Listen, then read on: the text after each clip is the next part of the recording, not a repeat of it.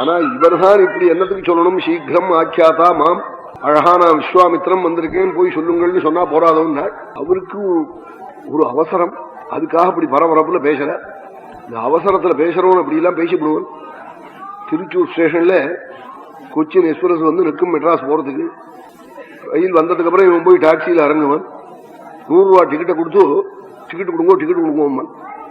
எந்த ஒரு கையான்னு காப்பான். அவன் உள்ள இருந்து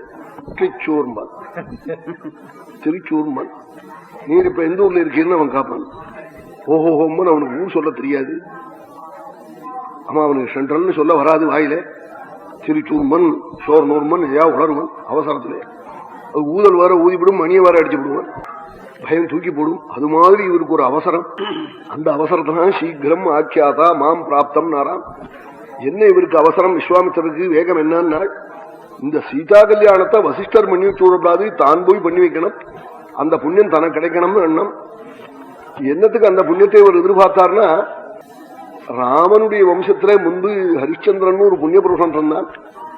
அவனையும் அவன் மனைவியும் பிரிச்சு வச்சு விட்டார். அது ஒரு பெரிய தப்பு. தம்பதிகளை பிரிச்சு வைக்கிறது பெரிய பாபமா, அது கீடான பாபமே இல்லை. ஹரிச்சந்திரன் ரொம்ப புண்ணியாத்மா. அவனையும் அவன் மனைவியும் பிரிச்சாள்.